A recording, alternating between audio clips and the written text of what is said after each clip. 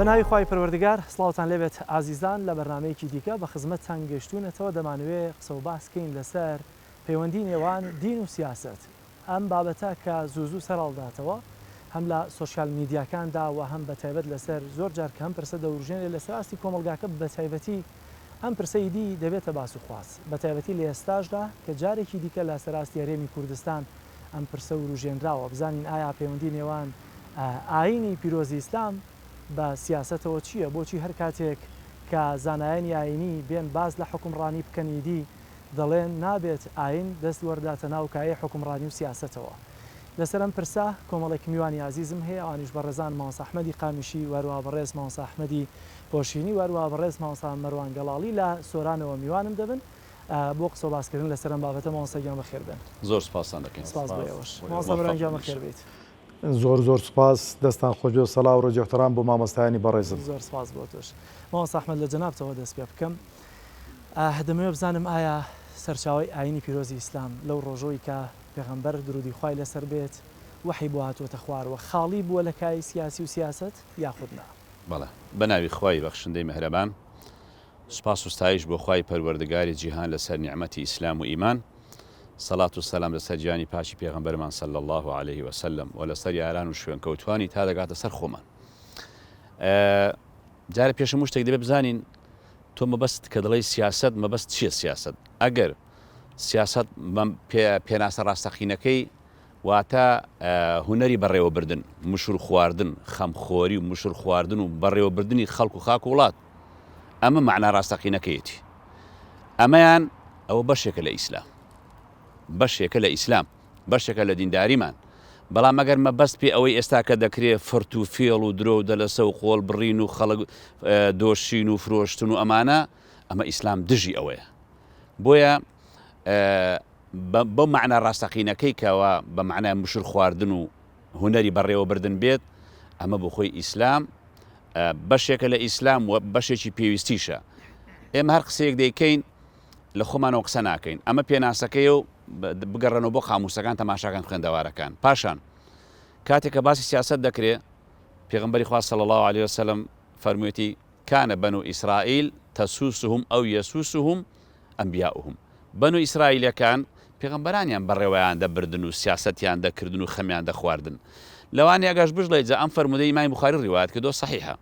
ئەگەر بژڵێ باشە کاکە جا ئەوان قەومێکە بوون و بەنو ئیسرائیل بوون ئەی ئێمە بەنو الئەکراد و کوردی موسڵمانین دەڵێن کاکەجان ئێمەژەوە تا خۆ پێغەمبەری خوا صلی الله عليه وسلم سەرمەشق و پێشەوامانە مەردی مەیدان و میحرابیش بووە و زانایانیش کە جێداری پێغەمبەرن صلی الله عليه وسلم زانانی ڕەسەن و ڕاستەقینە ئەوانش بەڕاستی دەبێ کەم و زۆر بە شوێن پێغەمبەر ئابڕۆن صلی الله عليه وسلم. بۆیە مەسەلەی سیاسەتی شەرعی نەک سیاسەتی فرتوفێڵ بەشێکە لە ئیسلام هەر کەسێکیش ئەو قسەیە قەناعەت پێ ناکە. ئێمە کتێبی گەورەمان هەیە کتێبی الأحكام السلطانية للماوردي بابی خوێندنەوە و هەروەها چەندین کتێبی السياسة الشرعية لإصلاح الراعي والرعية شيخ الإسلام ابن تيمية با ئەو کتێبانە تەماشاکەن بۆ ئەوەی بۆ سەلماندنی قسەکانی خۆمان. ئەنجار ئەوانش کە دەوترێت چکە بەڕاستی وڵات بەڕێوە ناچێوانە بێ بەڵگەی مێژوویشمانێ ئەمە بەڵگەی قورئان و سنت بەڵگەی مێژوویش ئەم ئیسلامەی ئێمە نێزیکەی 1300 ساڵ حکمی کردووە مەگەر ئەو حکومە هەر بە موعجزە سەر قەبران بووە نا ئەو حکومە تەماشاکە 30 ساڵ ئەوەکو دەڵێ عیار 24 بوو ئەو جار دووە ئەمەویەکان ئەو جار عەباسیەکان مامۆستا ببوورە ئەگەر عوسمانیەکان باست لەوە کرد ئەگەر بۆ نمونە ئەگەر دین ئەگەر سیاسەتێکی ڕاست و پاک بێ بەشێکە لە دین ئەگەر غەڵەت بوو دین تەداخولەکە بۆ ڕاستکردنەوەی ئێمە دەبێ ئەوە لێردا پرسیارەکە زۆر جوانە. ئێمە ئێستا بەرنامەیەک هەیە ئەلمانیەکان کە بە زۆر دەیانێ بەسەرماندا پێ و سەپاندوشیانە فەسڵ و دین عەنی سوڵتا ئەوەی کە ئەوانەی کە دەڵێن بابەجان تۆ بۆ خۆت نوێژ و ڕۆژی خۆ بکەوە قچی بەسەرەوە دانیشە و خۆ بۆ سەری خۆت دێشێنی ئەمە تەطبیقکردنی بەرنامەی ئەوانە لە مزگەوت تا تەسبیحاتی خۆت بکە و بەڵام ئەم دینە بۆچی هاتووە؟ دین هاتووە بۆ ڕێخستنی ژین. ئێمە دەبێ دین دنیامان بە دین چاکەین نەوەک دین لە ژین جوداکەین. یعنی ئەم دینە بۆی هاتووە دنیای پێچاکەین دەبێ ئێمە ڕێکی کەینەوە دین کە دەڵێن ئەم دینە هاتوو یعنی عەدالەت دین دژایەتی گەندەڵی دەکات دژایەتی خیانەت دەکات دژایەتی درۆ دەکات یعنی ئێمە بۆچی ئێمە بەغەڵەت بۆ ئەم دینەوە هاتووە بۆی ژیانیمێنی پێچاکبێ باشە ئەی بۆ ئەم دینە بەکارنێنین ئێستا کات خۆی عەرەبەکان بەکاریان هێنا حکمی نێوەی دنیایان کرد دوای ئەوان تورکەکان بەکاریان هێنا حکمی نیوەی دنیایان کرد با ئێمەش یعنی وەکو کورد با تاقیکەینەوە ئەوە تا 300 ساڵە لەوەتەوە زیاتر لە 100 ساڵ ئالمانی حکم دەکاوە تا کورد هیچ ناوبانجی نەما لە کاتێکدا ئێمە یعنی با بۆ خۆمان ئەو دینە بەکاربێنین بۆ بەرژەوەندی میلەت یعنی ئەوەکو ئەوە ناخەڵچێک بۆ بەناوی دینەوە بازرگانی دەکا وەک چۆن بەناوی کورداتی و بازرگانی کراوە ئەوە لەگەڵەوە نین بەڵام با ئێمە دینە ڕاستەقینە بەکاربێنین کوردی موسڵمانین با دەوڵەتی کوردیمان هەبێ حکمی کوردیمان هەبێ بەڵام با قورئان سەرچاوەی سەرەکی بێ ئەمە زۆر مهمە نەک ئێمە دژایەتی بکرێیان جیا بکرێتەوە پیرۆزە و بەلایدانەچی و ینی ئەمە ئەم دینە بۆیە هاتووە ئیش پێ بکرێ ئەم قورئانە بۆ مردووان نەهاتووە لیونذیرە حەیەن قورئان و سنت ئەو کەس ئەوانەش کە دەڵێن وڵات دین مەسەلەی پسپۆڕی جیایە ئێستا با مامۆستا لە بواری خۆیەوە ئیش بکە هەر کەسە لە بواری خۆی مەسەلەی پسپۆڕی جیایە بەڵام ئەوانەی کەوا دەڵێن مەسەلەن دین جیایە لە ژین بەڕاستی ئەوە تا دینی ژینی بێدینمان بینی ئەم هەموو گەندەڵستانە ئەم هەموو کشتن و قەیرانە ئەم هەموو شتانەی بە چای خۆمان دەیبینین بۆیە بەڕاستی ئەوانەش کە دەڵێن دەبێت دین جیاکەینەوە ئەی چی دەڵێن بە شۆڕشەکەی شێخ مەحموودی حەفید بە شێخ ئەحمەدی بارزانی بە عەبدولسەلام بارزانی بە قازی محەممەد بە مامۆستا مەلا عوسمانی هەڵەبجا کە ئەوانە بەحری عیلم بوون کە ئەوانە شۆڕژگێڕ بوون کە ئەوانە کورد بوون کە ئەوانە سەرکردە بوون ئەی چی بە ئەوانە دەڵێن چۆن جوابی ئەوانە زۆر باشە مامۆستا ئەحمەد زۆر سپاس بۆ دەرفەتە بۆچی زەرەری کەسێکی ئاینی چییە ئەگەر لە ناو سیاسەتا بێ واتە ئەگەر سیاسیەک بەرگێشی ئاینی لەبەرابێت چه زیانێکەدا لە سیاست ئەی ئەگەر بەبێ ئاین بێ کەسێکی سیاسی ئاینی لێداماڕی چی تیامێنێتەوە بە ناوی خوای گەورە و میهرەبان من سەرەتا سپاسی خوا دەکەم کە دەرفەتی پێداین لەو بەرنامەدا و لە ڕێگەی کەناڵی ئێوەوە بتوانین بەردێ بخەینە سەر مەڵۆیەک لەم بوارەدا بۆ خزمەتی هەم دینمان هەم ژینمان و بۆ کۆمەلگاکەمان خاڵێکی تر من دەمەوێ بەر لە هەموو شتێک داوای لێبوردن لە خوا و لە خەڵکی شکین کە لە بەرامبەر هەر کەم و کوڕیەکدا کە ئێمە وەکو زانایان بەڕاستی ئەبێ ئەلیعتراف بالخەطیئەتی فەزیلەت ئێمە بەڕاستی لەو مەیدانەدا من وەکو خۆم داوای لێبوردن لە خوا دەکەم لە خەڵکی دەکەم لەبێت هەز دەکەم کەم و کوڕیمان زۆرە و وەکو دەڵێ لە نەبوونی ئێمەدا ئەڵێ کە کەس نەبوو ڕەجەب سەرپاڵەیە لە نەبوونی ئێمەدا خەڵکانێک دێن بە جەریئانە جورئەت ئەکەن وە قسە لەسەر ئەوە دەکەن کە ئەڵێن ئەبێ دین لە سیاست جاکرێتەوە و سیاست لە دین جاکرێتەوە و ئەم مەوزوعە زۆر حەساسە وا بە جەریئانە بیڵێن و شانازیشی پێوە بکەن و من وای بۆ دەچم پێگەی سیاسەتی شەرعی لە تەرازوی شەریعەتدا لە قورئان و فەرموودە و سنەت و سیرەتی پێغەمبەردا وەکو ڕۆح وایە بۆ جەستە وەکو سەر وایە بۆ لاشە وەکو دڵ وایە بۆ جەستە ئەم سێشتە ئەگە لە جەستەی جیا بکەیتەوە جەستەیەک ڕۆحەکەی لێ دەربێنی دڵەکەی لێ دەربێنی سەرەکە سەر لە لاشەی مرۆڤ بکەیتەوانێ ئەو لاشەیە چی احتیبارێکی پێ دەکرێت بۆ گەن دەبێت بۆیە دڵنیا بن و من هەموو جەماوەری مسلمان لەوە دڵنیا بکەمەوە ئەوە کە ئەوان قسەی لێ دەکەن دەڵێن دەبێت سیاست لە ئیسلام جیا بکەینەوانێ مەبەستیان ئەوەیە ڕۆحی ئیسلام دەربێنین و سەری ئیسلام لە لاشەی جیا بکەینەوە و دڵ و جەرگ و هەناوی دەربێنین وەکو تێرەکەی مەلای مەشهور لێ بکەن وەختی خۆی دەڵێن لەغلەقێکی هەبووە کلکی قرتاندووە و تێتی قاچی درێژە قاچی قرتاندووە دەندووکی قرتاندووە باڵەکانی قرتاندووە دایناوتێتی ئێستا تەریکی معقولە ئەمەیش کە ئێسەکانەیە هەر کەسێک ئەوەی کە لە ئەلفوبێی ئیسلام شارەزابێ بەس لە ئەلفوبێ نابێت جورئەتی ئەوە بکە بڵێ ئەبێت ئیسلام و سیاسەت لێک جیا بکرێتەوە لەبەر ئەوەی ئێمە ئەگەر هەر کەسێک ئەمە بڵێت وەک ئەوە وایە جارەکان بچنەوە سەر قسەکەی جەناب ینی بۆچی ئەگەر کەسێک دیندار بێ مسلمان بێ ئەهلی تەقوا و خواناسی بێ با سیاست نەکات و وڵات بەڕێوە نەبات و دەستی لە جنگەکانی ژیاندا نەبێت و چاکسازی و پاکسازی ئەو بابەتەن نەکا ئەمە جارەکانە لە دووسێ ڕۆ زۆر هەڵەیە. یەکەم ئەمەی کە ئەو جۆرە کەسانە هەموو شتێک بۆ خۆیان بە حەڵال دەزانن بەڵام بۆ خەڵکی بە حرام دەزانن، ئەمە بانێک و دوو هەوە. یعنی کەسێک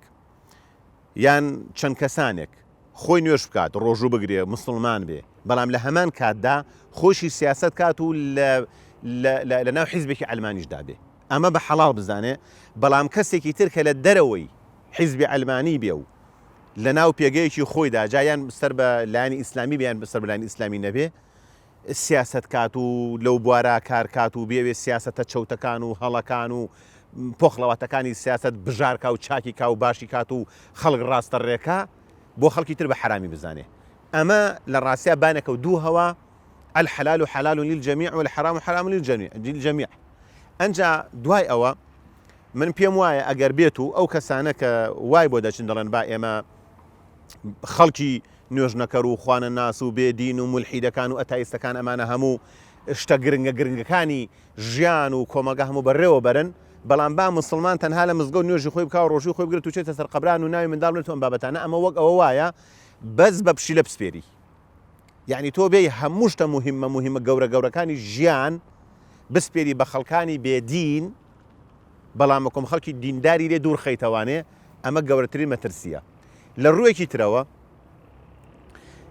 هەر کەسێک بڵێ بە ئیسلام لە سیاست جدا بکەینەوانێ لێکی دابڕین، ئەمە وەک ئەوە وایە ڕێک بێنیتی نیوەی ئیسلام، یعنی ئەگەر ئیسلام کەی بە سێ بەشەوە ڕێک بڵێی بەشێک لە ئیسلام هەمووی مەحتەل دەکەم، هەمووی لا دەبم. خوای گەورە هەڕەشە لەو کەسانە دەکات دەفەرمێ ئەفەتؤمنون ببعض الكتاب وتكفرون ببعض. یعنی ئێمە لانی کەم 500 ئاەتمان هەیە لە قورئاندا کە باسی ئەحکامی شەرعیە کات، کە باسی بەڕێوەبردننی وڵات دەکات، کە باسی ئەحکامەکان دەکات. ئەحکامەکانە بێت چێ جێبەجێ بکات؟ دەوڵەت جێبەجێ کات. دەوڵەت دەبێت چ بکات؟ دەبێت سیاست کا. سیاست یعنی چی؟ یعنی بەڕێوەبردننی وڵات و ڕێکسازی و چاکسازی ژیانی خەڵکەکە. معنایەوەتانێ ئالێرە ئەو کەسەی کە ئەڵێ ئەبێ ئیسلام لە سیاست جیاکرێتەوانێ مەبەست ئەوەیە ڕۆحی ئیسلام نەزۆک بکەن و سەرچاوە ڕەسەنەکانی ئیسلام پراوێز بخەن و بە هەمان شێوە خۆشیان لە قسەکانی خۆیان ئەگەر بیر بکەنەوانێ خۆیان بە درۆ بخەنەوانێت. چۆن؟ بۆ نمونە ئێمە حەچی شۆڕشەکانی کورد ئەجارەکەنە باسی وڵاتە عەرەبیەکان و تورکەکان و فارسەکان و ئەمانە ناکەین، بەس باسی مێژووی کورد کەین. یعنی دەبێ بڵێن قازی محەممەد کە مەلایەک بووە کە زانایەکی ئەهلی قورئان و مەلا مستەفای بارزانی خۆی مەلا نەبووە، سیاسەتی نەکردووە. یعنی ئەگەر ئەو هەموو خەڵکانێکی ئێستا ناو ئەحزاب عەلمانیەکاندان ئەوانە زۆربیان ئەهلی مزگەوت و نوێژ جمعە و جەماعەت و حەج و عومرە و قوربانی بەڵام ساوان زیاتر مەبەستیان حیزبی ئیسلامی بێ. ئایا ئەمەش بابەتەکە جیاکاتەوە؟ عەرز دەکەم فەرق ناکات. تۆ کە وتت یعنی مسلمان، یعنی ئەو مسلمانە کە باوەڕی بەخوا هەیە، باوەڕی بە مەلایکەت هەیە، باوەڕی بە قیامەت هەیە، باوەڕی بە چاکە و خراپە هەیە، جا مهمەوەی مسلمانە ئەوەی کە لە ناو ئەحزاب عەلمانەکانە خۆیان بە کافر دەزانن، نوێژ ناکەن، ڕۆژوو ناگرن، سیاست ناکەن، مەلای ئاینی تێدایە. ئایا ئەوانە خۆیان بە کافر دەزانن؟ ئایا سیاست ناکەن؟ ئایا کۆبوونەوەی حیزبی ناکەن؟ ئایا ئابوونە نادەن؟ ئایا هەمویان پەیڕۆ پۆگرامی حیزبەکانیان جێبەجێ ناکەن؟ كل حزب بما لديهم فرحون. مەبەستم ئەوەیە، یعنی ئینسان دەبێ قسەیە بکات واقعی بێ. تۆ کەواتە لەلایەکەوانێ ئاەتەکانی قورئان معناتەنە دەبێ بڵێ باوەڕم پێینێ، یانگە باوەڕت بێتی چۆن 500-600 ئاەتی قورئان کە باسی ئەحکام و سیاست و سوڵتە دەکا ڕای دەگری. دوای ئەوە 13% حکمی مسلمانان لە دەوڵەتی مەدینەوە حتاکوێ ساڵی 1924 کە کەمەل ئەتاتورک دەوڵەتی ئیسلامی ڕوخاندووە، ئەم 13% مسلمانان حکمیان کردو و سیاستیان کردووە. معناتەنە تو ئەمە هەموو ڕەفز دەکەی، ئەم هەموو کەڵەزانایی ئێستا و هەموو مێژووی کورد لە شێخ مەحموودەوانێ، لە مەلا مستەفاوە، لە قازی محەممەدەوە، لە شێخ سەعیدی پیرانەوە، لە شێخ مەحموودەوە، لەو هەموو زانانەی ئێستش کە سیاستیان کردو دەبێ ئەمە هەموو غەڵەت بن. یعنی دەبێ بڵێ قورئان غەڵەت بووە، حەدیث غەڵەت بووە، سیرە و سوننە، مێژووی مسلمانان، مێژووی کورد، ئەم هەمووی پڕ بووە لە سیاستیش، هەمووی سیاست بووە. بەڵێ ئەگەر تۆ ئەمە هەموو بە هەڵە ئەزانی معناتەن دەبێت لە سفر دەست بکەیت. زۆر باشە مامۆستا گیان. مامۆستا مەران دێمە لای جەنابەت، زۆر سپاس بۆ دەرفەتە دووبارە. دەمەوێت ئەم پرسیارە بە تایبەتی ئاڕاستی جەنابەت بکەم. جەنابەت پلەت ئەندامی سەرکردایەتی کۆمەڵی دادگەری واتە حزبێکی ئیسلامیە لە هەرێمی کوردستان کە زیاتر تاانەکە بەرامبەر بە حزب ئیسلامیەکانەوە لە هەمان کاتا پەرلەمانتار بووی لە خولی پێشووی پەرلەماندا من دەمەوێت بزانم ئایا دەکرێت ئەوەی کە دەچێتە ناو حکومڕانی و سیاستەوە دەبێ ئاینی نەبێ یا با لە تۆ بپرسم ئێوە چە زیانێکتان لە حکومڕانی و لە سیاست داوە کە بە بەرگێکی ئاینی یاخۆت لە ناو حزبێکی ئیسلامی وەچوونەتە و شوێنانی کە شوێنی ناوەندی بڕیاردان و یاسا دەرکردن و حکومڕانی هەرێمی کوردستان بووە. بله. بسم الله الرحمن الرحيم الحمد لله والصلاة والسلام على محمد وعلى آله وصحبه ومن والاه زۆر سپاس بۆ ئێوەی بەڕێز و خۆشەویست بۆ ئەم دەرفەتە و سەڵاو و ڕێزی تایبەتم بۆ هەردوو مامۆستای بەڕێز و خۆشەویست ئەگەر بوار بە و برای خۆت بدەین پێم خۆشە بەوە دەست پێ بکەم ئەو پرسیارە لە خۆم و لە سەرجەم ئەوانەی کە خۆیان بە موسڵمان دەزانن ئەوانەی کە خۆیان بە موسڵمان دەزانن ئایا ئیسلام کە خوای پەروەردگار ناردوویەتی بۆ حکومڕانی ناردووە یان بۆ توقوس و شەعائیر و نوێژ و ڕۆژ و عیلاقەی بە حکومڕانیدا نەبووە. طبەنەوەی کە بڵێتن وڵا پەیوەست بە حکومڕانی نییە و ئیسلام بۆی نەهاتوە کە حکم بکاتن علامەتی گەورە لەسەر خۆی دروستەکە کە لە دین دەچێتە دەرەوە ینی مانای موسڵمانیەتەکەی نامێنێ وەکو جەنابی مامۆستایان باسی کرد 13 سەدە ئیسلام حکمی کردووە جا ئەو هەموو ئاەتانەی کە خوای پەروەردگار تەبارەک و تەعالا باسی کردوون لە عەدالەت لە شوڕا لە دادپەروەری لە قیساس و لە جەنگ و جیهاد لە هەموو ئەوانە پێویستی بە چ دەکا ئەگە بڵێ ئیسلام بۆ هاتو حکومکا کە ئەسڵەکەی وایە ئەو حکومە بە چ دەکرێتن بە سیاست دەکرێتن خۆی سیاست وەکو جەنابی مامۆستایان باسییان کرد ئەوەیە کە بەڕێوەبردننی دەوڵەتە ڕێخستنی ئوموری خەڵکە ئەو جا مەسلەی ئێمە کە حزبێکی ئیسلامیمان ڕاگەیاندووە و حزبی ئیسلامی دیشەن لە وڵاتاندا بەڕاستی ئێمە خۆمان بە میراتگری پێغەمبەر دەزانین عەلەیهی سەڵات وسەلام و پێغەمبەری خوا عەلەیهی سەڵات وسەلام سیاسەتی کردووە ئوموری خەڵکی جێبەجێ کردووە سیاست خۆش گوزەرانی هێنانە بۆ خەڵکو و ئەو جا ڕێخستنی ناو دەوڵەتە ئەو جا ڕێخستنی عیلاقاتی دەولیە ئەو جا دادپەروەریکردن لە نێوان خەڵک و جەماوەردە کاکە جەلالجان ئەمە قەناعەتم وایە کەسێک کە بەڕاستی لە ئیسلام حاڵی بێتن نابێتە ئەندام لە حیزبێکی عەلمانی بە تایبەتی لە جلوبەرگێکی ئیسلامیدا بەڵام کاتێک کە تۆ لە جلوبەرگێکی ئیسلامیدا لە جلوبەرگێکی مەلایەتیدا بە خۆت ڕەوا دەبینی وەکو مامۆستایانی بەڕێزم باسییان کرد کە ببیە ئەندام لە حیزبێکی عەلمانی و ئیشی بۆ بکەیوە پروپاگەندەی بۆ بکەیوە بە ئارەزوویان قسە بکەی ڕێ بە خۆت مەدە باسی شتێک بکەیت کە بۆ خۆت پێچەوانەی ئەو منهەجەیە کە لەسەری پێچەوانەی ئەو منهەجەیە کە مەسەلەی سیاست لە ئیسلامدا ئێمە بەڕاستی کە هاتوین کە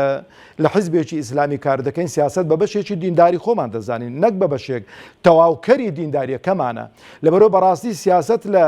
کاری ئیسلامی بێنیە دەرەوە سیاست لە دینداری بێنیە دەرەوە مانایەک نامێنێتن لە بۆ دینداری موسڵمانیەتی زانایان قسەیەکی جوان دەکەن کاک جەلالجان دەفەرمون سیاست بە شمولیەکەی خۆی لەگەڵ شمولیەتی ئیسلامدا تێکەڵکێش کراوە و هەموو جومگەکانی ئیسلام بە سیاست بەڕێوە دەچێتن ئەسڵەن جارێ دەبێ ئێمە هەڵوەستە بکەین ئەو کەلیمەی ئیسلامی سیاسی لە دوایین یعنی کۆتایی سەدەی بیستەم و لە سەرەتای سەدەی 21ەم برەوی پێدرا بە تایبەتی بۆ لێدانی حەرەکاتی ئیسلامی بۆ لێدانی ڕێکخراوە ئیسلامیەکان بۆ لێدانی ئەو گروپانەی کە کار دەکەن بۆ جێڕانەوەی حکمی خوای پەروەردگار تەبارەک و تەعالا و بە تایبەتیش ئەمریکا لە پێش هەموو ئەو وڵاتانە کاری لەسەر ئەو دەستەواژێ و ئەو مستەڵەحە کرد بۆی کە حەرەکاتی ئیسلامی پێ ناشیرن بکاتن و ئەو شتە خراپانەی کە بۆ خۆیان ڕەوازیان پێدەدا بۆ خۆیان دروستیان دەکرد بڵێن کاکەوە ئیسلامی سیاسی و ئیسلامی توندڕە و ئیسلام دەنایەک ئیسلامە و هەموو ببوورە من دەمەوێت بزانم کەواتە ئەم حزبە ئیسلامیانە یا ئێوە ئیسلامی چەند لە تمەیەکتان لە حکومداری هەرێمی کوردستان داوە لە سیاست مەداری حکوومەتی هەرێمی کوردستان داوە یا بەگشتی و سیاستەیە کە لەسەر ئاستی هەرێمی کوردستانە باتەنا تەسکیشی نەکەمەوە لەناو حکوومەتی هەرێما کە ئێستا باوەڕیان وایە بەشێک باوەڕیان وایە دەبێ ئاین لە سیاست و حکوومەت جیا بکرێتەوە کە تەنانەت زۆر باشکرا لە مەجلیس لەسەر شاشەکان دەڵێن دەبێ ئاین و دەوڵەت یا ئاین و حکوومەت لە یەک جیا بکرێتەوە کاک جەلالجان ئێمە ئەوە 30 ساڵە ئەو نەک بە قسە بە عەمەلی بینیومانە خۆ ئێوان ئەو 30 ساڵە چێ وڵاتە بەڕێوە دەبا ئەو دوو حیزب عەلمانیان کە لە کوردستان دەسەڵاتیان هەیە یخۆ بە خۆیان قیادەکانیان شانازی بەوە دەکەن کە ئاینیان دابڕیوە لە هەموو جومگەکانی ئەو وڵاتەوە بۆ خۆیان ملتەزم نین بۆ خۆیان نوێشکەر نین و بۆ خۆیان ئیلتیزامیان بە حەڵاڵ و حەرامەوە نییە یعنی بەڵام تەماشەکە ئەو وڵاتیان بە چ ئاقارێک دابردووە وەرە لە ڕووی اقتصادەوە تەماشەکە، لە ڕووی سیاستەوە تەماشەکە، لە ڕووی کوردایەتیەوە تەماشەکە، لە ڕووی ئەخلاق و ڕەوشتەوە تەماشەیکە. یعنی ئەو وڵاتیان والێ کردو بەڕاستی کەس نایناسێتەوە، ئەو میلەتە کەس ناناسێتەوە. ئەو جا بەڕاستی ئەرچی ئێمەی مسلمانە، ئەرچی حیزبە ئیسلامیەکانە، ینی ئەو خەڵکە هوشیار بکەنەوە و بیجێڕنەوە سەر ئەسڵی سیاست و دینداریەکی ڕاستەقینە و ئەرچی ئێمێ بەڕاستی ڕوبەڕووی ئەو گەندەڵی و ئەو خراپە و خراپەکاریە بستینەوە و پێیان بڵێن کە ئێوە بە هەڵەداچوون و غەڵەت دەکەن کە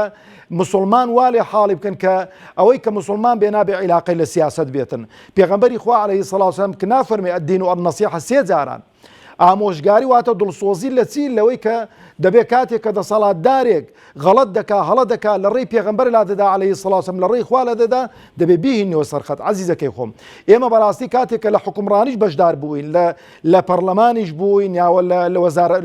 لە حکومەتیش بەشدار بووین، وەزیرمان هەبووە، بڕۆ تەماشای کە بە شاهێدی هەموو ئەو خەڵکەی کە لە کوردستان ژیاوە پاکترین و چاکترین و حتا بە شایدی جێگیری سەرۆکی حکومەت چاکترین و باشترین وەزیری کۆمەڵی ئیسلامی بووە و ئیسلامیەکان بوون، پاک بوون، مەلەفی گەندەڵیان نەبووە. ئێمە دەڵێن کاتێک کە ئیسلام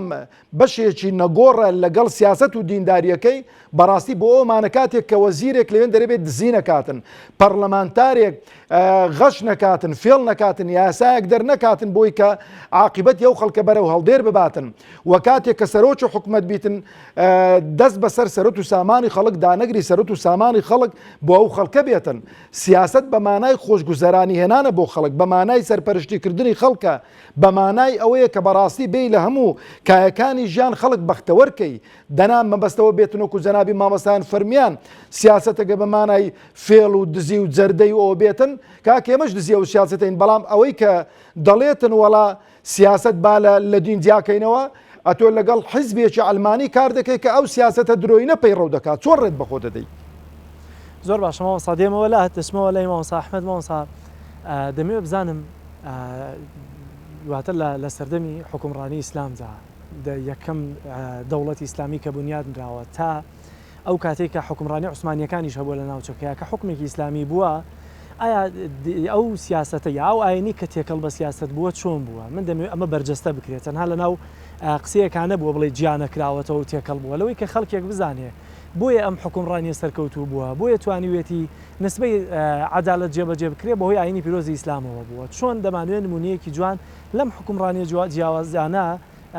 بێنینەوە بۆ خەڵکی لەوەی کە بزانن بەڵە حکومڕانیشی عادل بەبێ تێکەڵی ئاینی پیرۆزی ئیسلام نابێت. بەڵێ پێشەوەی وەڵامی پرسیارەکە بەمەوە ئەمە دووبارە کەمەوە کە جیاکردنەوەی دین لە دەوڵەت ئەمە لە دوای نەمانی دەسەڵاتی ئیسلامی عوسمانیەکانەوە، یعنی ئەمڕۆنی ئەم قسەیە فەصل الدین عن السوڵتە، ئەمە نارانی ئومەتی ئیسلامی دایانناوە بۆی کەوا بۆ خۆیان وڵات بەڕێوە بەرن و مسلمانان بخەون. ئەمە یەک. دوو، کە تۆ گرنگی بە سیاست نەدەی وەکو ئەربەکان دەڵێ، ئەوە سیاسیەک دێتە سەر حکوم گرنگی بە دینەکەی تۆ نادا حیساب بۆ تۆ ناکە، وەکو ئێستا ئێمە لە وەزعانەدا کە دەبینین. ئەمە دوو. سێ، کە دەژڵێن با دین جیابێ لە دەوڵەت و لە ژین، تەنها مەبەستیان دینی ئیسلامە، نەک دینەکانی کە ئاساییە. بەڵگەشت چییە؟ دەوڵەتی ڤاتیکان، ئەوە هەموو خەڵک دەزانێ دەوڵەتێکیە بەسیە لەبەرێ مەسیحیە، ئەوە دەوڵەتە و سەر بەخۆیە و کەسیش ناڵێ ئەمە نابێ، ئەمە دینیە نابێ. هەر دینێک ڕادەگەینی ئاساییە، هەر دینێش کە بێ بەس ئیسلام نەبێت. بۆچی بەس ئیسلام؟ بەئەخر ئەوان چۆن چ زەرە دینی؟ ئەگەر ئەمان نانەوێت عەدالەتی ئیسلام هەبێت، ئەگەر خۆر هەڵات یعنی ئەوە تاریکایی دەبێ بڕوە، ئەنجا ئەوان بە تۆڵە ئەمان بە شەڕ بە کۆنەقین دەکرێت، ئەمان تۆڵی خۆیان دەکەنەوە، چکە لە کاتێکدا ئەم ئیسلامە حکمی زۆرینی وڵاتی کردووە. ئەنجا بۆ وەڵامی پرسیارەکەی بەڕێزشت، یعنی ئەوانەی کە دەژڵێن بە ئەم دینە جیابێ لە ژین و ئەمانە، یەک پرسیاران لێ بکەین، بڵێن ئایا ئەم قورئانە نوقسانەیانە؟ طبعا ئەوی دەڵێن نا. باش، کە نوقسان نییە، خوا دەفەرمێ اليوم أكملت لكم دينكم وأتممت عليكم نعمتي. مادام قرآن تماما، قرآن والسنة هم دڵێن تەواوە، دەی مادام وایە ئەگەر تەواو بێ دەبێ هەموو بوارەکانی ژیانی تیابێ، یان دەبێ نوقسان بێ نەعوذ بالله، کە نوقسانە دیارە ئەوە مادام ئەو لای تێدانیە نوقسانە نەعوذ بالله، یان دەبێت تەواو بێ، کە تەواو بێ دەبێ هەموو بوارەکانی تیابێ. فلا وربك لا يؤمنون حتى يحكموك فيما شجر بينهم لبروا يعني قرآن باسی هەموو شتەکان دەکاو بە فەرمودەی پێغەمبەری خوا صلی الله علیه وسلم ئەگەر سێری مێژووی شارستانێتی ئیسلام بکەین مێمە شانازیەکەن بە مێژووی ڕابردی خۆمانەوە یعنی وەکو باسمان کرد هەر لە سەردەمی پێغەمبەر صلی الله علیه وسلم کە مەردی مەیدان و میحراب و هەمووی بووە لە دەرەوەش ئەو جار بۆ نمونە ئیمامی عومەر پێ دوای ئەو وڵاتەی بەڕێوە بردووە هەروە بە شێوەیەکی عەشوایی نە دیوانەکانی داناوە مەسەلەن کوشتن ئێستا وەزارەتی سەربازی جیاوازە ئابووری دارایی جیاوازە ئیمامی عومەر ئەو کات پێیان گوتە دیوانی عەسکەری هەبووە دیوانی سیاسی هەبووە دیوانی مالیە هەبووە هەموو دیوان بووە با خوێندەوارەکانم دەزانن خۆشتەوە نەبوو وڵا ئاوا وڵاتیان بەڕێوە بردووە یعنی ئێمە کە دەڵێن ئێمە ناڵێن با کاکە مامۆستا بچێ مەلا بچێ حیزبەتی بکە سیاست بکە ئێمە دەڵێن کارکەسە لە بواری پسپۆڕی خۆیدا بەڵام سیاسەتی شەرعی ڕاستەقینە بەشێکە لە دینی ئێمە با مامۆستا لە بواری خۆیەوە ئیش بکە من ئێستا لە بواری عەسکەری و ئەلکترۆنی و کارەبایەتەوە معلوماتم کەمە نازانم کە ئیش بکەم تیا سەرکەوتو نابم بەڵام لە بواری خۆمدا لە چوارچێوەی شەریعەتی دینی خۆمدا قسە لەسەر هەموو پرسەکان دەکەم قسە لەسەر هەموو پرسەکانی وڵات دەبێ بکە مامۆستای ئاینی بەڵام لە بواری خۆیدا لە هەموو بوارەکاندا مەبەست ئەوە نیە بڵێ وەڵام جا ئێمە ئەگەر سەیری شارستانیەتی ئیسلامی بکەین 1300 ساڵ 13 سەدە حکمی کردووە هەر لە سەردەمی ئیمامی عومەرەوە هەتا دەگاتە دەوڵەتی ئەمەویەکان دەوڵەتی عەباسیەکان دەوڵەتی عوسمانیەکان یعنی ئەگەر تەماشاکەین چۆن لە بواری پسپۆڕیەوە لە بواری پێشکەوتنەوە لە بواری یعنی دەوڵەتداریەوە یعنی ئەوە هەر بۆ خۆی ئەو مێژووە بەسەکە دوژمنان شایەتیان بۆ داوێشێکی وەکو ویل دۆڕاند مێژونووسێکی ئەمریکیە دەڵێ یعنی شارستانیەتی ئیسلامی گەورەترین و پێشکەوتوترین شارستانیەتە کە لە کاتی شەڕش دەحس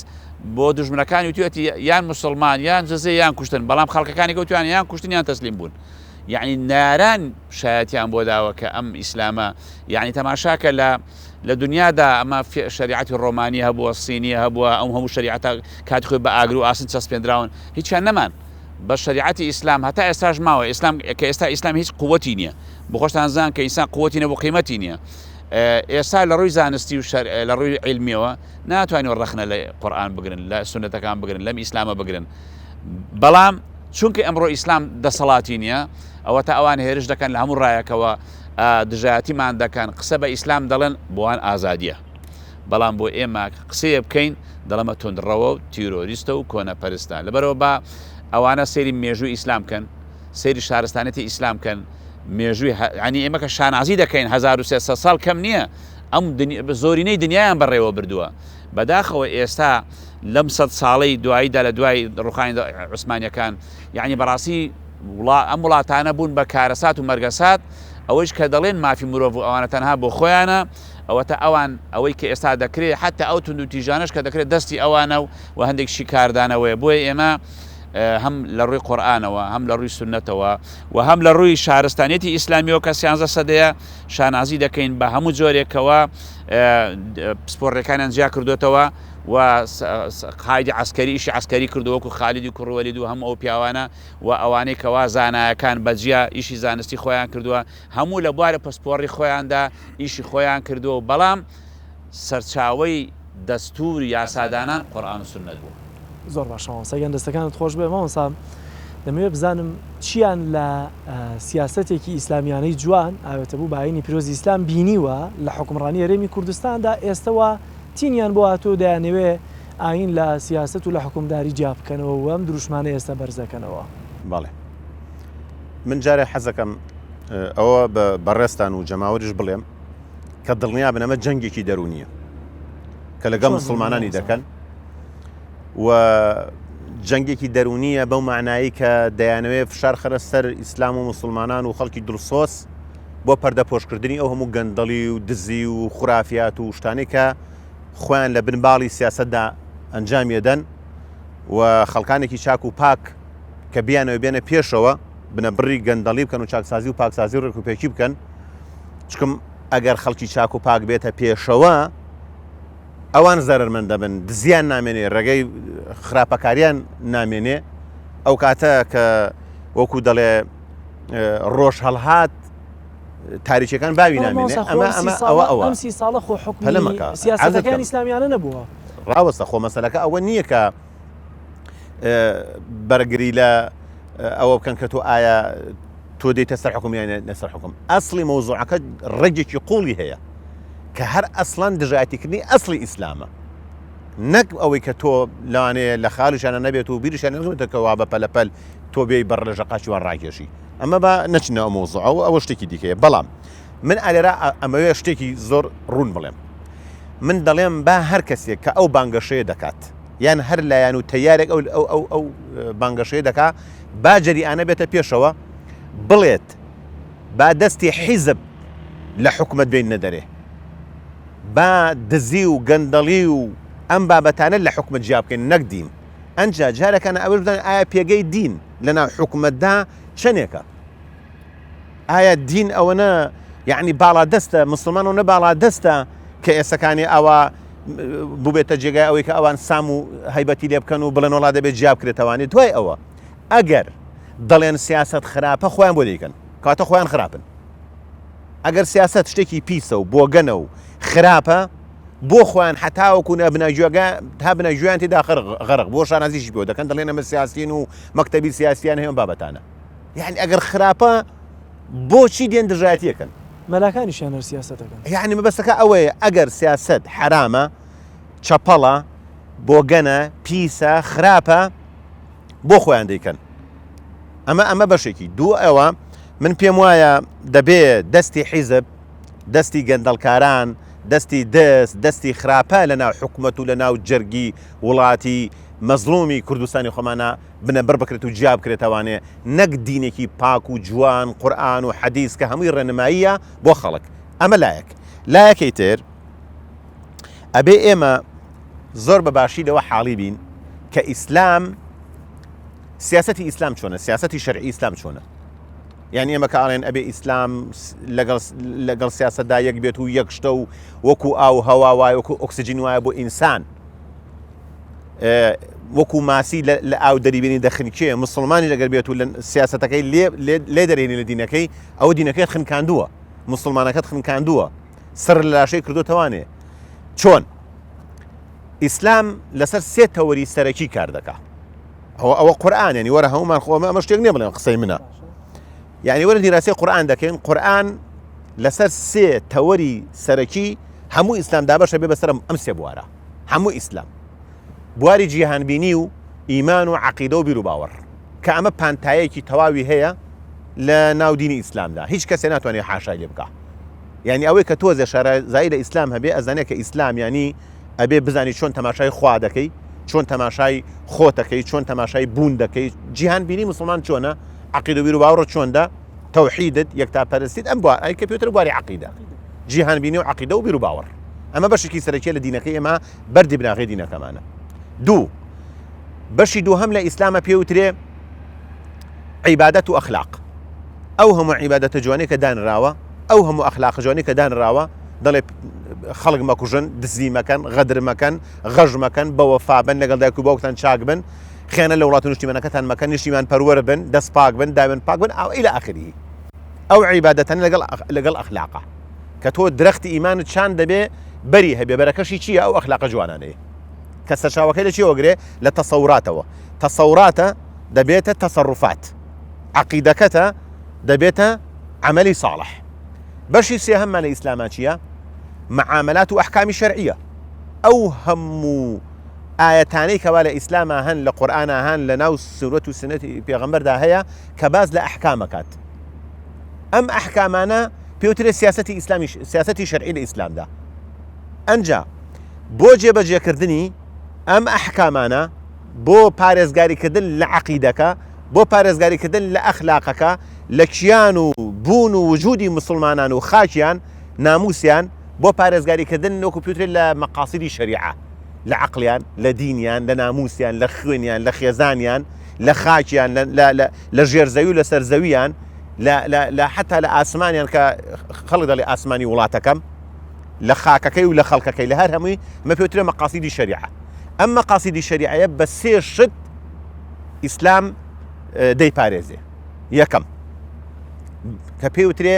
سڵتەی تەشریعی زۆر بە خێرایی مامۆستا ئەمە زۆر بەسەرعی بەدباسەکەم سڵتەی تەشریعی یعنی یەکێکم بۆ بێنن لە زانانی ئیسلام لە مێژووی مسلمانان کە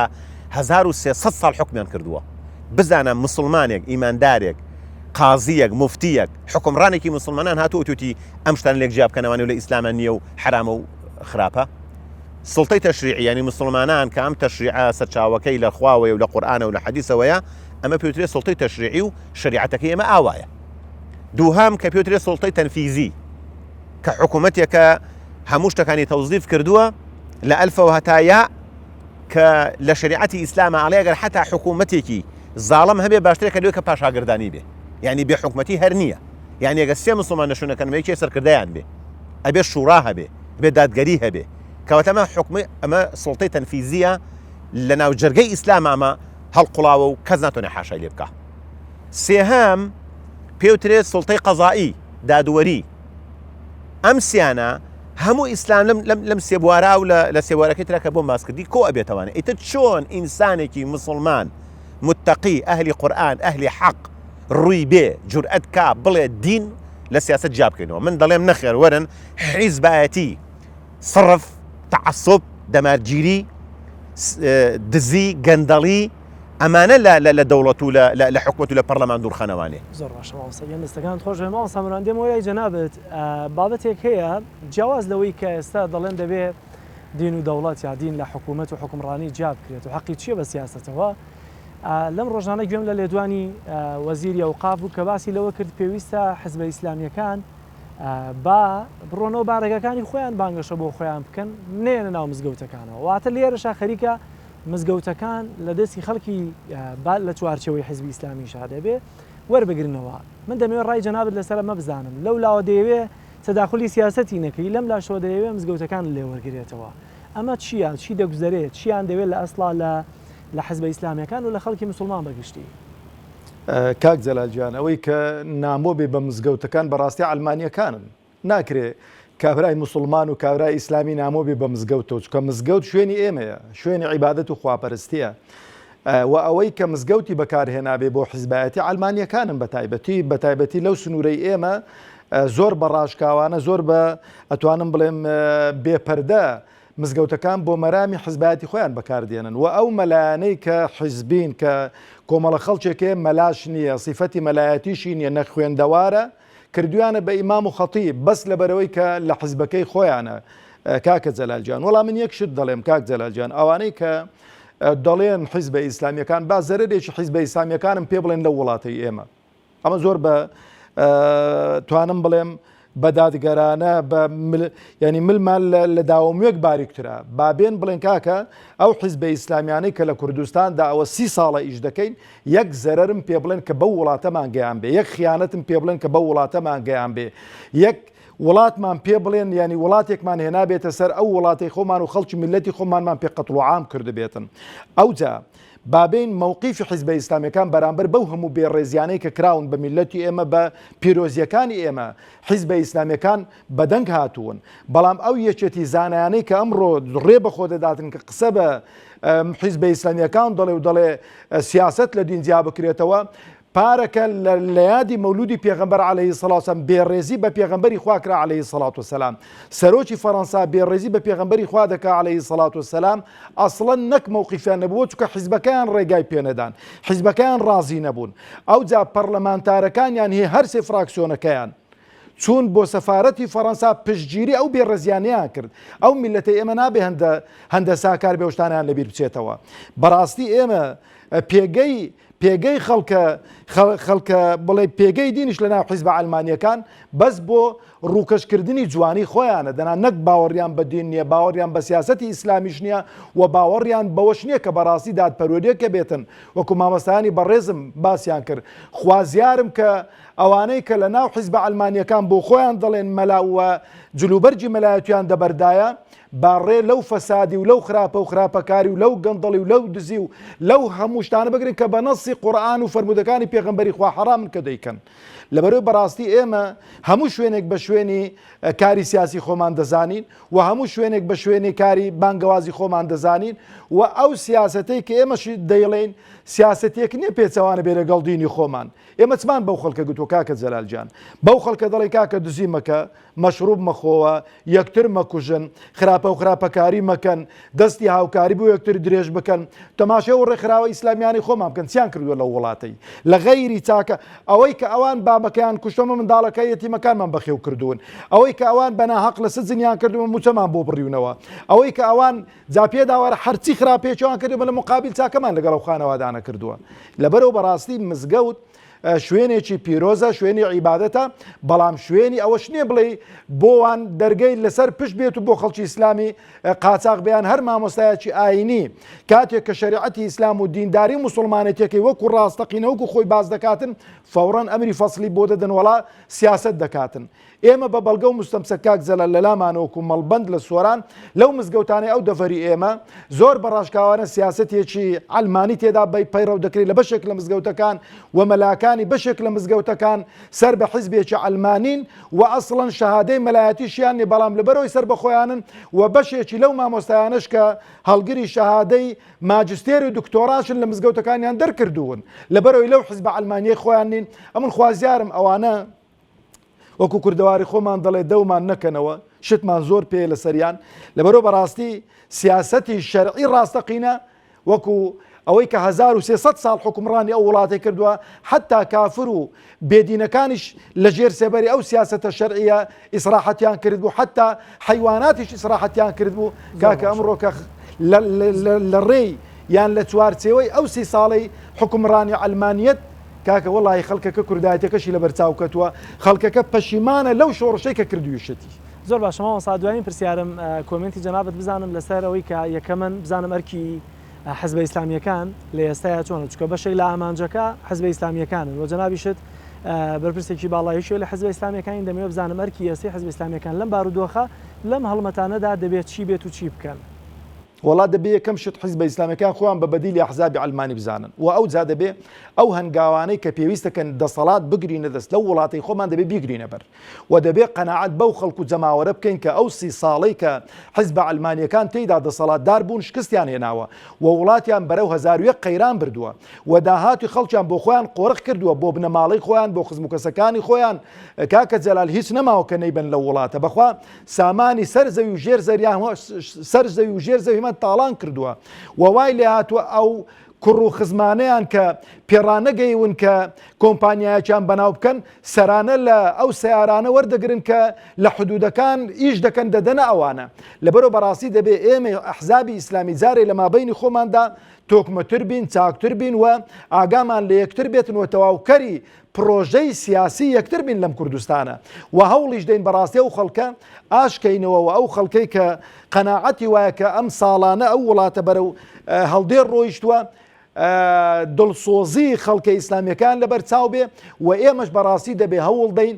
کادیری لێهاتوو پەروەردەکەین بۆی کەسبینێکە حکومڕانیمان کەوتە دەست ئەو هەموو گەندەڵکاری و خراپە و خراپەکاریە کە ئەوان کردویانە ئێمە ئیسلاحیکەین و خەڵکەکە بەرەو ئاقارێکی ئەمان ببین بۆی کە هەم دنیایان هەبێت و هەم دوا ڕۆژیشیان هەبێت. زۆر باشە مامۆستا سپاس دەکەم مامۆستا ئەحمەد دوایین کۆمنتت بە تایبەتی دەمەوێت بزانم ئەرکی مامۆستایانی ئاینی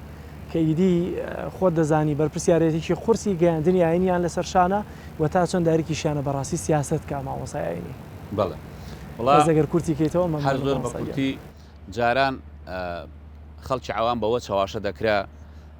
کە قسەیەکی جوانیان دەکرد بەڵام بۆ مەبەستی خراپ کەلیمەت و حەقی یوراد بها الباطل دایانگوت ئیسلام پاکە خاوێنە قورئان گەورەیە با تێکەڵی هیچ نەبێ داینە لە ماڵەتۆ نوێژی خۆ بکە و بە تەواو یعنی وەکو دەرمانێکی باش وەرگری لای دکتۆر بەڵام بەکاری نێنی چا نابی سارێکی چاک تێ بەڵام سرفی لێ نەدێ. ئەمە ئێستا شکر و شیارە مەحوی تێدەگا دنیا خراپاتە ئەمە هەر ئەوەی ئێستا بە شێوەیەشکەی دێڵێن. ئەجار دەمەوێ ئێمە ئەوەش بزانین بە هەموو خەڵک بزانین کەەوە چواشت لێک جیا ناکرێتەوە چواشت لێک جیا ناکرێتەوە شەو ڕۆژ ئەگە هەتا دنیا شەو بێ ڕۆژ نەبێتەوە ژیان نابێ یان هەر ڕۆژ بە شەو نەبێت شەو ڕۆژ لێک جیا ناکرێتەوە. حکم و حکمت کە ئینسان حکم و دەسەڵاتیەوە دەبێت حکمەتی هەبێ ئەگە حکمت نەبوو تیاچی شەو ڕۆژ لێک جیا ناکرێتەوە حکم و حکمەتی لێک جیا ناکرێتەوە دین و ژینیش لێک جیا ناکرێتەوە چونکە ژینی بێدین ئەوە دەیبینی کارە ساعت و مەرگە ساعت و قەیرانە دین و ژینی ژلێک جا ناکرێتەوە چوارەمینیشیان مزگەوت و بازار ژلێک جا ناکرێتەوە بازار پێشترین شوێنە ئەبێ مزگەوت و دینی تیا بێت بۆ ئەوەی خەوا خەڵک لە مامەڵەکانیاندا لەخوا بترسن کەسانێک دەیانەوێت ئەوانە لە یەک جیا بکەنەوە وەکو وا مامۆستا فەرمی ماسی لە ئاو جیا بکەیتەوە لەبەرەوە بۆیە وەزعەکە تێک دەچێت و لاسەنگ دەبێت ئیشی ئێمەی زانانی مامۆستایانیش ئەوەیەکەوە ئێمە حقیقەت و ڕاستیەکان بە خەڵک دەڵێن و ئیشی ئێمە ڕاستیەکەش ئەوەیە شریعەتی ئیسلام قورئان و سنت لە چوارچێوەی شریعەتی ئیسلامدا دەڵێن ئەمە حەڵاڵە ئەمە حرامە و بە هەموو کەسیش دەڵێن بە چاک دەڵێن بە ڕەش دەڵێن ڕەش بە سپی دەڵێن سپی ئێمە مەسەرەن ئێمەش دەڵێن نابێ حیزبێکی ئیسلامی بە ناوی دینەوە فێڵ لە خەڵک بکە یان کۆمەڵێک خەڵکمانەیە بە ناوی شێخ و مەلاوە لە بەرجی ئاینیدا ئەویش تۆش نابێ بە ناوی دینەوە لە زیلی لە بەرجی مەلایەتیدا بازرگانی بکەی قۆڵی خەڵک ببڕی فێڵ لە خەڵک بکەی بە تۆش و بەویش و بە هەمووان و بە خۆشمان ئەمە ئەمانەتێکە ئەمە دینە لە ڕۆژی قیامەتێ مەسقالە ڕێمان لێمان دەپرسێتەوە یعنی بەڕاستی خوا دەپرسێ لە خاس و لە عام کەمتر لە خەڵک زیاتر لە مەلا یعنی زیاتر مامۆسان دەپرسێتەوە بۆیە بەڕاستی ئەرچی هەمومان قورسە دەبێ وریابین زانایانیش مامۆستایانی کوردستانیش بە عام سپاس بەخوای گەورە هەرچەندە زۆر مزایقاتیان بۆ دروست دەبێ و دەست بەسرا و کۆمەڵک بەتایبەتی لە پێش ئینتخابات و شتیوادا کۆمەڵەشە دروست دەکەن بەڵام سوپاس بۆخوا زۆرینێ هەرە زۆری مامۆستایانی کوردستان ڕەسەن و ڕاستەقینان و وەلا و بەڕایان پاراستووە و ئاگیان لە عەقیدەی خۆیانە و قیامەتی خۆیان بە دنیای خەڵک نادەن چونکە بەڕاستی ئەو خەڵکە هەر ڕازی نابێ گرنگەوەی خوددا ڕازی بێ و کۆمەڵە خەڵکیشی مسلمانیش و ئێمەش بتوانین حەق و ڕاستیەکان بگێنین ئاچی سەرشانی خۆمان و دڵنیاش بین کە ئەجەل و ڕزقمان بەدەست خۆیە زۆر باش مامۆستا سپاس دەکەم مامۆستا ئەرکی خەڵکیش چییە خەڵکی مسلمان لەم بینەیە ئەرکی خەڵکی مسلمان چیە لە ئایا دەکرێت و نوێشکەرێکی بەڵام سبەینێ بەڕاستی لە هەڵبژاردننی شاکارکێکی دنیەوی خۆتە چاک و خراپ ئەلمانی و ئیسلامی ئایندار و بێ ئاین لە یەک جیانەکەیتەوە بەڵێ وەڵای من وەکو لە سەرەتاوە وتم من بەش بە حاڵی خۆم داوای لێبوردنەکەم کە ئێمە وەکو زانایان کەم تەرخەمین بۆیە هەم خەڵک بۆ ئاقارەدا ڕۆشتووە و هەم خەڵکێکیش دێت جەریئانە جورئەتەکات و ئەم وەکوڵێ تا خاوەن ماڵ دزی گرت دەست خاوەن ماڵی گرت و تۆمەتباریشی کردو لە قەفەسی محکەمەشی هاوشتو و تۆمەتباری کرد و حکمیشێدا بەڕاستی خەڵکیش لەو بارەدا هەم کەم تەرخەمە بەڵام من ئەڵێم وەکو ئەرکی زانایان ئەمەیە یعنی ئەم قسانەیەکە ئەمە دەیکەین من کە دەیکەم ئێستەکانێ وەکو خۆم ئەیکەم وەکو شخصی خۆم بە ناوی هیچ حیزبێکی ئیسلامیان علمانی هیچ کەسێکەوە نایکەم و ئەڵێم ئەگەر بێت و لە کوردستانە حیزبە ئیسلامیەکانیش نەبن مامۆستا سەلاحەدینیش و مامۆستا عەلی باپیریش نەبن و وازیش بێنن واجبی سەرشانی زانە یەک بەیەکی زانانی ئیسلامە کە بێنە پێشەوە ڕێبەرایەتی خەڵک بکەن هەم لە بواری دینداریدا هەم لە بواری سیاست و ئابووریدا و سەرمەشقێکی ڕاست و چاک و پاکی ئەو خەڵکە بن و نەهێڵدرێ دین و ژین و سیاست و حکم و ئەم بابەتان لێک جیا بکرێتوانێ و هەڵەیەکیش ئەبێ بۆ خەڵک ڕاستکەینەوانێ ئەو هەڵە زەقا کە ئەوترێ ئیسلامی سیاسی ئێمە ئیسلامی سیاسیمان نییە یعنی ئەو قسەیەکی زۆر غەڵەتە لەبەرەوە ئێمە ئەتوانین بڵێن مسلمانی چۆنەڵی مسلمانی نوێشکەر مسلمانی ڕۆژوگەر مسلمانێک کە با بڵێن طالب العیلمە ئێمە مسلمان دوو جۆرمان هەیە بە کورت و مختصریەکەی کە بە کورتی عەرز دەکەم با مسلمانە نیشتێ بگەن زۆر بە کورتی ئەوەیە کە مسلمانی بەخەبەر تێکۆشەر جوڵاو هەستاو کە تێدەکۆشێ بۆ زیندووکردنەوەی ئیسلام و خەڵکو و ئەم بابەتانە مسلمانیشمان هەیە کە قورئان ناویە بە قاعید بە دانیشتوو بە خەوتو بە بێ ئاگا هەیشمانە وابەستە و دابەستەی خەڵکانی غەیرە مسلمانە بۆ مەسلحەتی خۆی لەم بابەتانە کەواتە من ئەڵێم ئەبێ خەڵک هۆشیار بێ وە کڵاو نەکرێتە سەریان و بە هۆی مەسلحەتی دنیاییانەوانێ لە دینیش و لە دنیایشیان نەکەن ئیسلام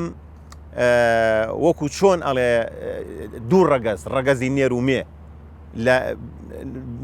نێر بەبێ مێ نابێت و مێ بەبێ نێر نابێ یعنی خوای گەورە لە قورئانە فەرمێ چۆن ئادەممان دروست کرد و حەواشمان دروست کرد ئەم دنیاە هەرچیان بەیەکەوە ئاوا دەڕوات ئیسلام و سیاست و حکمڕانی و ئەم بابەتانە ناکرێت لێکیان دابڕیت ئەبێ بەیەکەوە بن مسلمانە بێ هۆشیار بێ بە ناوی ئەوەی کەوا بڵێ وەڵام ئەمە مسلمانە و بۆ خۆت دانیشە لە ماڵەکەی خۆ تا قورئان بخوێنەوە بابەتانە شتیوان نییە لە دینە ئەگەر ئەمەمان کرد نیوەی دینمان پەک خستووە هەر کەسێکیش لە مسلمانان لە نوێشخۆران لە جەماوەر بەوە ڕازیە ڕێک نیوەی دینەکەت مەحتەل کرێ تۆ گوناحباری و لە خوۆش لە ڕۆژی قیامەتە محاسبەمانەکات و أقول قولي هذا وأستغفر الله لي ولكم. زۆر سپاس دەکەم مامۆستا گیان سپاس بۆ جەنابیشت مامۆستا بران سپاس بۆ جەنابیشت کە لە سۆرانەوە میوانمان بوویت زۆر سپاس دەکەم بەڕازدان و خۆشەویستان سپاس بۆ یۆشکەتان ساتە بینەری بەرنامەکەمامون تا هەفتەی داهاتوو پێتان دەگەینەوە بەخوای گەورە مێرەبانتان ئەسپێرین ماڵتان ئاوە